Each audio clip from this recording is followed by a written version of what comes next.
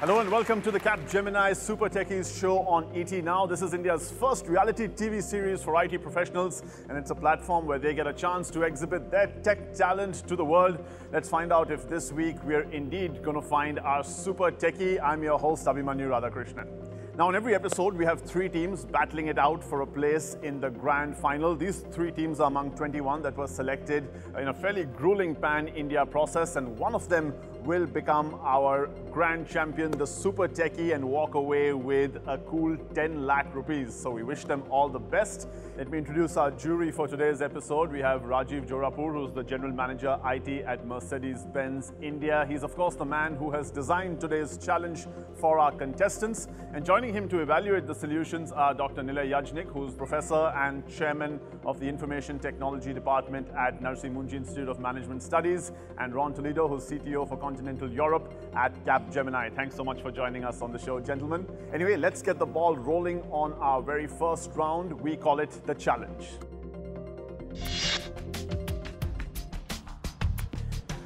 Let's quickly get our viewers up to speed. The challenge was presented to our teams at the swanky Mercedes headquarters in Pune a week ago, during which they got to understand the challenge and work on a solution thereafter. Let's quickly introduce our three teams with a small audio visual, which also shows a sneak peek at their interaction with Rajiv Jorapur.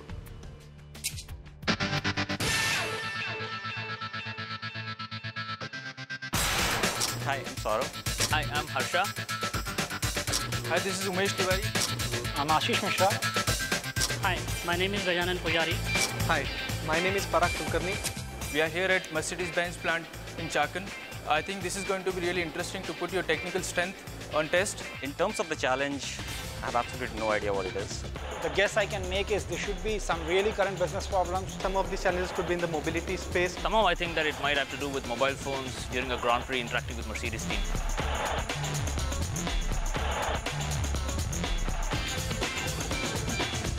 Welcome to Mercedes-Benz India, Pune.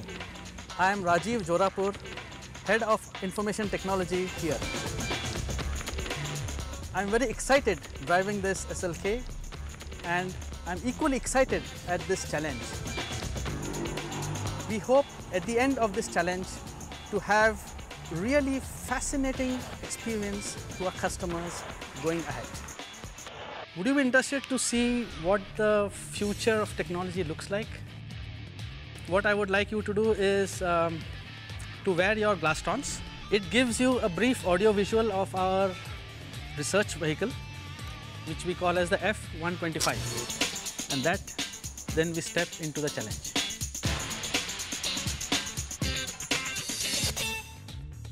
How can you deliver such a fascinating experience that all of you had traveling here to customers who are located far away from where we are? That is the overarching challenge for you. You have to think out of the box. You are technologists, so you know what technology can do. The challenge is to place it in context of the vehicle, place it in context of the customer, and see how you can really leverage all these technologies to deliver what we want to. So how do we satisfy this need for information proactively? As Mercedes-Benz, we have always prided ourselves on being pioneers. The challenge is to think something which is made by today's standards not possible, but by future standards would be normal. So that's the challenge. Well, a challenge indeed. Our three teams, the Java Jokers, Illuminati, and Tektrons. Let's have a round of applause for them, please.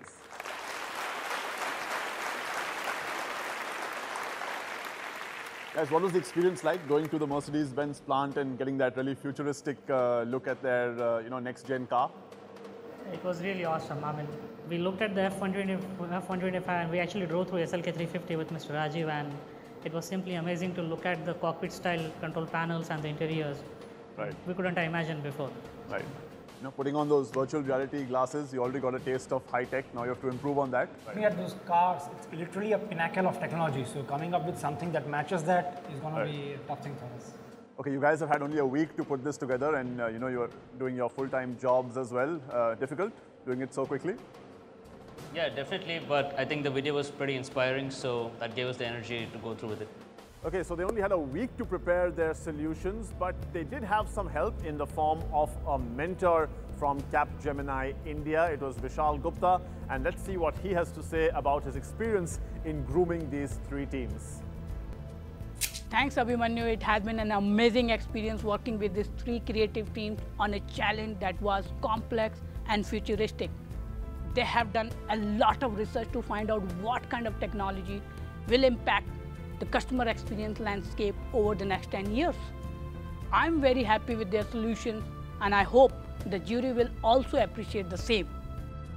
Well, so Vishal has given us a sneak peek at what to expect from these teams. It looks like it's going to be an exciting battle ahead.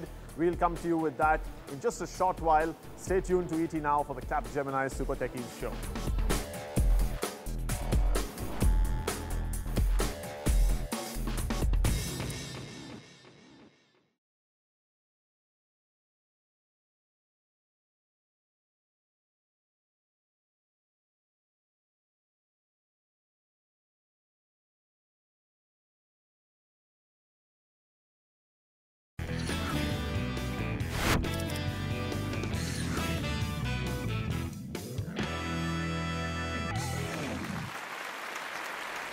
Welcome back. You're watching the Capgemini Super Techies show on ET Now. This is where IT professionals get to prove their tech mettle on a national platform.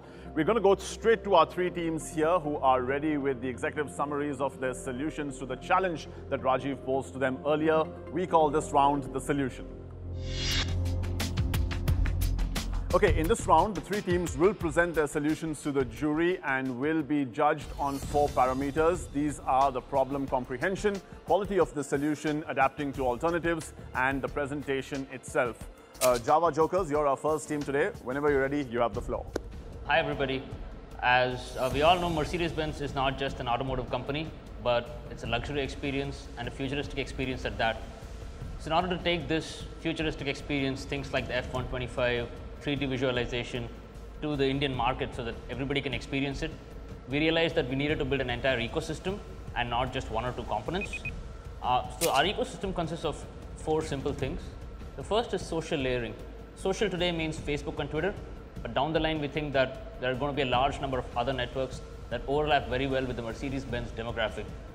Things like frequent flyer programs, 5-star hotel loyalty programs. So we want to layer social data from here on top of all other operation data to get a real social insight into what's going on in the customer's mind. The second part of this is taking the showroom into the future. Today's showrooms are bulky, huge spaces, lots of real physical vehicles. What can we do about it in the future?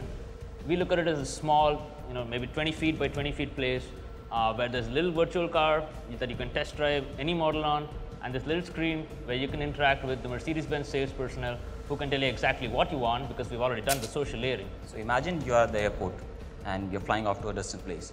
You see this amazing showroom out there in the center of the lobby. You reach up to the showroom, just swipe your boarding pass, and you're immediately engrossed in a very thrilling driving experience. While you're driving, the biometric data pulled out of your driving experience is used to enhance the whole experience. We also look at the future of mobile, which we think is going to be 3D visualization, gesture interaction, and very, very personalized conversations. So here what we're envisaging is that people who are not Mercedes-Benz customers can actually interact with Mercedes-Benz models, customize it before they become a customer. And even once they're a customer, they can do all after-sales interactions using visual forms of communication. For any ecosystem to work well, the heart of it has to be strong. And we see an intelligence engine which pulls data from all these 3 components and gives real-time intelligence where it's needed. So for example, when a guy walks into an airport lounge, the salesperson immediately knows what this guy's demographic is and whether he's more likely to take a C class or an SLK or maybe even the F125. And in terms of business value, we think this is really strong. I mean, think of putting it in an airport. India today has 10 million domestic passengers every month. Think of 5-star hotels. There are like 50,000 hotel rooms all over India, and this is considered a very, very low percentage for a country like India. And we think this is the way in which Mercedes-Benz brand and experience can be taken to all tier 2, tier 3 cities and everybody who feels like driving a Mercedes-Benz. Thank you so much. The Java Jokers, let's have a round of applause for their executive summary. Okay, Illuminati, do you have a question? How do you integrate biometric system into the complete system that you propose? Rajesh, should we admit that? Is it fairly straightforward as to how biometrics get done, or would you like to hear them flesh it out a little bit? I think it's a relevant question.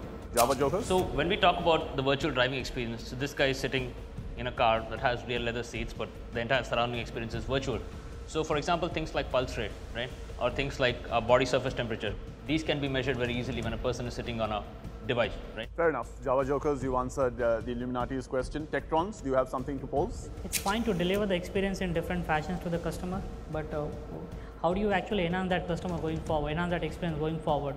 Nilayajnik, valid that first time you can wow the customer, but does it always work? It's quite valid because how do you plan to extend this concept is a very relevant question. Do you have an answer, Java Jokers? At one level, I think the concept is essentially virtualizing the Mercedes-Benz driving experience. So maybe it's also a product question in one sense. I mean, maybe the first time you drive a Mercedes-Benz is a wow experience, but how do you make it wow a second time? Okay, great. So, well done, guys. The next team to present our Illuminati, your time begins. The way we think is that current trend, the business trend that is going on, is to do a target-based, high-level segmentation profiling and marketing based on that. But what we suggest is that since the technologies like non-linear IPTV is coming, the current advertisements which are just one-way communication will not work. What we have to create is open-ended gaming world like advertisements, where a person can experience the product any which way they want. In this case, there will be an intelligence engine running in backend that will take this data and keep on giving more product specifications based on the customer's experience. So it's like any game that you play. More you have experience, more level of complexity increases. Similarly, you will get more and more experience on the product. At any point, you can also contact the dealer that you are really interested in the deal. But this engine should not stop at this point. All this data that we have collected, we should be running event stream analytics on top of that to predict the behavior of customer in future and come up with something like what is the propensity of purchase of this customer. All of this data should be passed on to your dealer. So when a customer enters to a dealer shop, dealers knows what deal to offer, what will the customer experience should be, what will be the right quality, and even the coffee offered to the customer is based on the profile itself. All across the country, dealer network experience should not break. What should happen is if a person is once taking servicing in one city and goes to another city, the experience remains same. System should be able to handle that. We propose a system, we call it distributed intelligence system. This engine has two basic main engines. One is enterprise intelligence engine. This engine is connected to the enterprise systems like ERP operation systems. And then the other type of engine that we propose in the system is the distributed engines. These distributed engines actually interfaces with the all the various customer touch points like smart devices, websites, and dealer. So the whole system ensures the integration between the dealer network and enterprise systems and the customer touch points. The roadmap that we offer for this is first thing we have to build is enterprise intelligence engine. To that, we have to create not only our good data warehouse, but what we need is integration of big data, the social media data into that. What we need is solid time series forecasting. We need very solid platform for the customer behavior analytics. On top of that, to create the customer experience intelligence, what we need is good algorithms for event stream processing, and we need to interact all of them with the gamified interactive communication systems. Tektrons and Java Jokers, whether you have some questions to put to the Illuminati? So one key point that I noted in their solution was their uses of in-memory and in-memory computing in their solution that you presented. And what I did not understand completely was how that is actually relevant for the customer experience delivery and where it's exactly being used. Rajiv, you want to admit that question? Technology for itself is not the theme here. We need to relate the capabilities of technology to the type of experience that we would like to give to our customers. Right, so the question has been admitted. Illuminati, do you want to respond? So when we say in-memory analytics, what we mean by that is, the case we gave, if you created a gamified interaction, in that interaction, when a person picks a choice, at that time, engine has to be able to do a real-time analytics to give what next to be offered. Since this is all happening at the customer's perspective, you do not have a lot of time. So you cannot run the traditional analytics which happens now that runs on bigger history of data.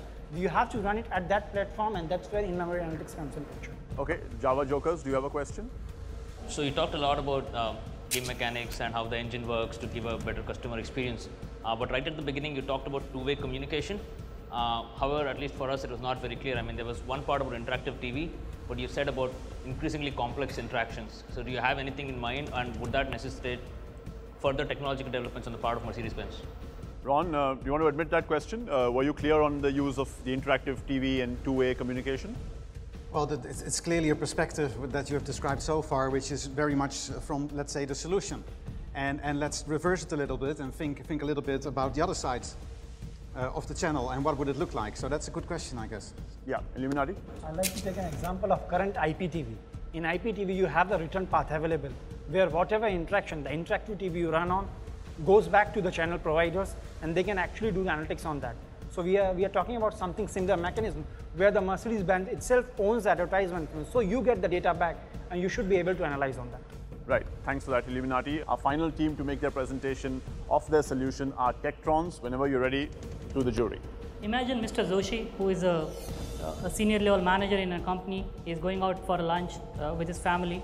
He gets a pop-up on his mobile phone saying that he can look through the virtual retail console and look at the futuristic Mercedes-Benz cars that are coming up. At the same time, his kid is also looking at the same display, but he's getting a different kind of experience altogether that have much more gaming technologies inside the car available for its occupants, because the kid is not going to be a driver, he's going to be an occupant of the car. So the retail console takes care of preferences of both the dad as well as the kid, and we envision four parts of this Mercedes Mission Control Center. The first part basically is the customer focus center, which engages with the customer actively through a variety of social networks, variety of specialized social networks that we want to seed.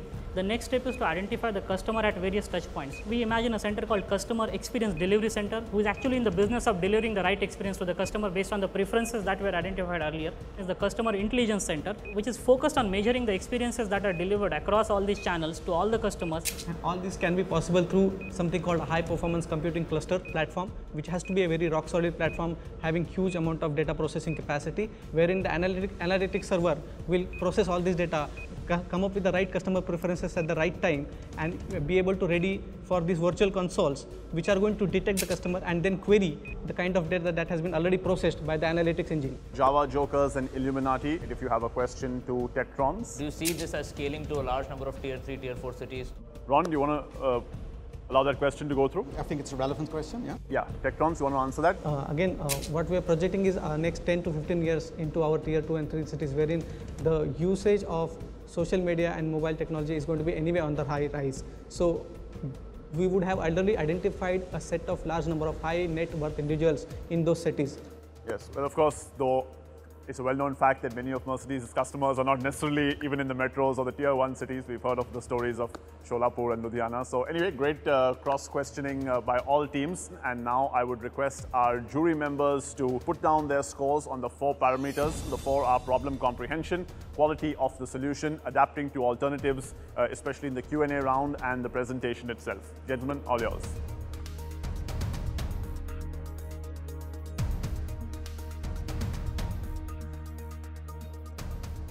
Well, the judges have locked down their scores. Can we have them on the screen, please? Let's take a look at who's in the lead. Well, it is a close contest. Illuminati at 48, the Java Jokers at 56. And just about edging them out are Tektrons at 58. But it looks like this is going to be a close contest. Don't forget, there is one more round. It can swing the score by up to 25 points, and it will decide the winner of today's challenge. But all that and more coming up after a short commercial break. You're watching the Capgemini Super Techies show. Stay tuned to ET Now.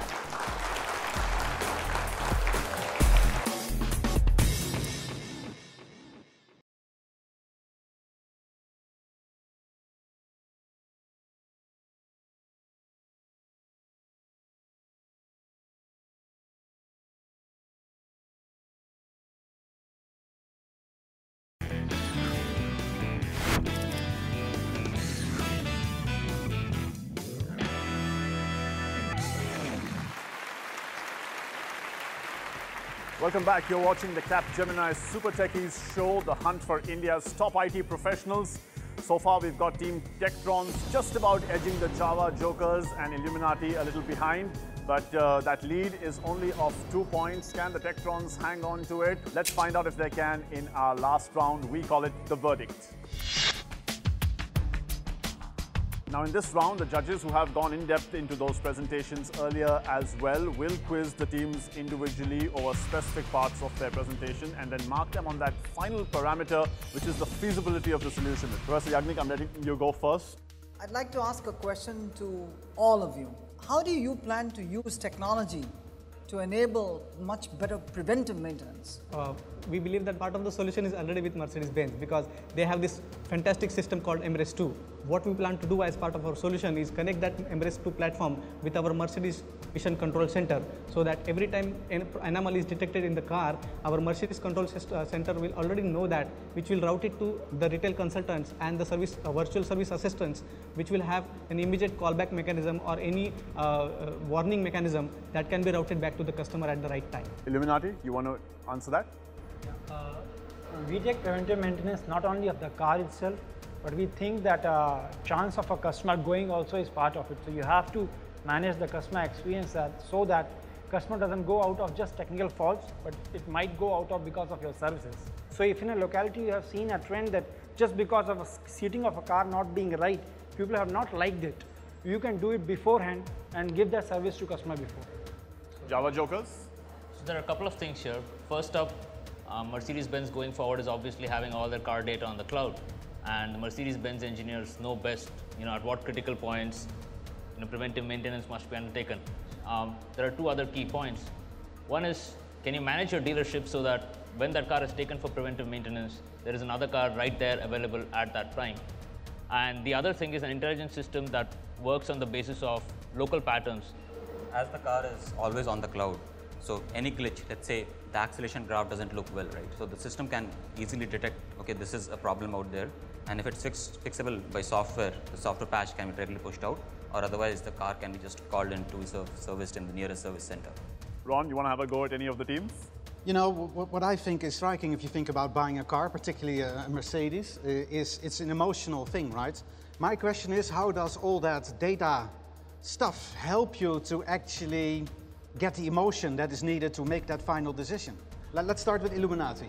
So when you enter the dealer, it will be an experience for you, like you are the king, because we know you. We are going to treat you like the way you want it. In virtual world, the way you handled your car. In virtual world, maybe you have done some other treatments for your car, you have accessorized it. All of that will be given you as a demo ride. So it's not be a demo ride created for just everyone. It's created for you and you only. You are the king there. Okay. Techies? Basically, so we are trying to find out the anomalies in the data itself. So trying to differentiate between the preference and the emotions that we have captured, and even use that in our customer intelligence center to make a final conclusion about the customer, because the conclusion that you make will actually be the path to deliver the next experience to him. Rajiv, any specific questions for teams that you'd like to put? What I would like to do is to ask one specific question to each team. So let me start with Java Jokers. A specific topic that you said was sixth sense, or this technology where you would make an impact. So can you briefly tell me how this would bring a fascinating experience to a customer? So one of the things that we see, the flight industry is really taking off, and because they travel on flights, they're probably potential targets, and they have nothing to do. They could have a really awesome experience, for example, trying to figure out what's the best kind of Mercedes suited to them. Maybe they could play games around that interactive system. Even better, maybe they could play a social game inside the flight. Who can design the best Mercedes-Benz inside this flight today? Now to Illuminati. I think you came very close to the emotion part. You talked of games. Can you think of a game which will bring the type of experience that you had when you sat on a real car, which will enable millions of people all over without having access to a physical car? Currently, you have very advanced series of NFS games coming out, where it's just about racing.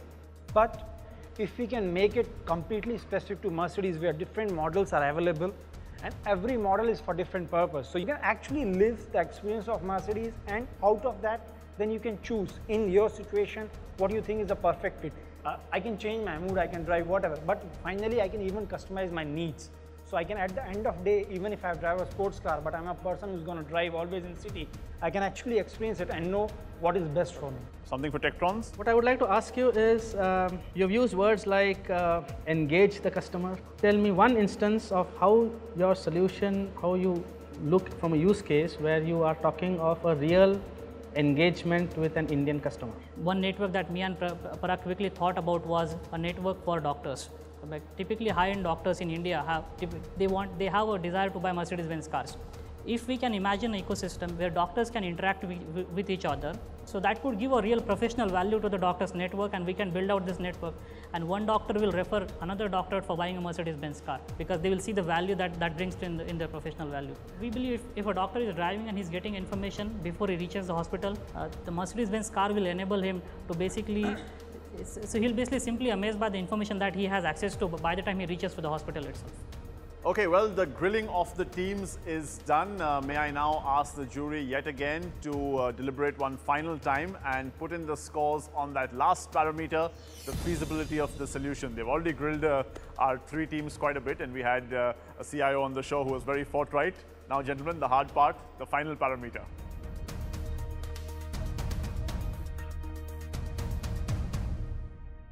Well, and after a lot of deliberating, the judges seem to have locked down the final scores. Let's have them on the tally if we can. And it seems as if Techtrons have managed to hang on to their first round lead of just 2 points, pipping the Java Jokers and the Illuminati finishing with 66. Let's have a round of applause for our winners. Congratulations. That's a wrap on this episode of the Capgemini Super Techies show. Techtrons has made it to the global leaderboard that we call our motherboard, and it ranks all the episodic winners from which the top 3 will finally make it. Will Techtrons stay in that top 3? That's something we'll know as we come along in this series over the next few weeks. But for all the teams here, there is a gift hamper from IBM. Our winning team today gets a great product called the iOmega Store Center iX2 200, the cloud edition from EMC.